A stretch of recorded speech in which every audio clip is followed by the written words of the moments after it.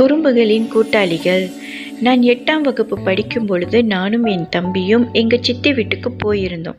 எங்கள் சித்தி வீட்டில் ஒரு பையன் ஒரு பொண்ணு. எங்கள் நால்வருக்கும் ஓரிரு வயது மட்டுமே வித்தியாசம் என்பதால் எல்லா சுட்டித்தனமும் ஒன்றாவே செய்வோம்.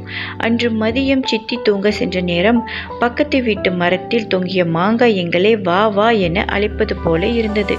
சரி, மாங்காய் பாவம்னு பறிக்க போனோம். பறிச்சுட்டு திரும்புறப்ப அந்த வீட்டு தாத்தா பார்த்துட்டார். முள்வெளிக்குள்ள குனிஞ்சு ஓடுவோம்.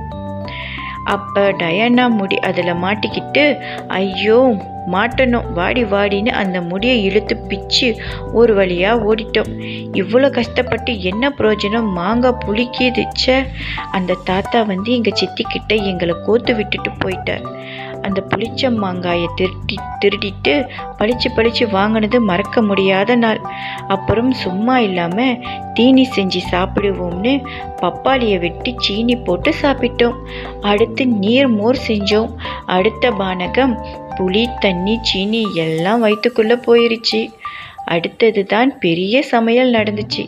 சீனி தேங்காய் இரண்டையும் கலந்து அதில் தேங்காய் எண்ணெய் ஊற்றி வெயில வச்சா கேக் வரும்னு பிராங்லி சொன்னான். சரின்னு நானும் வினோத்தும் ரகசியமாக தேங்காய் சீனி எண்ணெய் எல்லாம் எடுத்துக்கிட்டு வந்தோம். தேங்காய் சீனியோட எண்ணெய் ஊற்றி ஓட்டு மேலே காய வச்சோம். சரி, சூடாகிருச்சு சாப்பிடலாம்னு எச்சில் ஒழுக எடுத்து வாயில் வச்சா கன்றாவியாக இருந்துச்சு. அதில் ஊற்றுனது விளக்கெண்ணெய். அப்படி எப்படி இருக்கும்? இது எல்லாம் முடியறதுக்குள்ளே அடுத்த கேஸ் எங்கள் மேலே வந்துருச்சு. அதெல்லாம் சொன்னால் நாள் பத்தாது. மாங்காய் திருடினப்ப முடி மாட்டின டயானா இப்போ போலீஸ், பப்பாளி பறித்த வினோத் இப்போ இன்ஜினியர், கேக் ரெசிபி சொன்னவர் சர்வேயர், எண்ணெய் மாற்றி எடுத்த டெல்பியா டீச்சர். அந்த நாளை எங்களால் மறக்கவே முடியாது. ஒவ்வொரு நாளும் நாங்கள் சந்திக்கும் பொழுது சொல்லி சிரிப்போம்.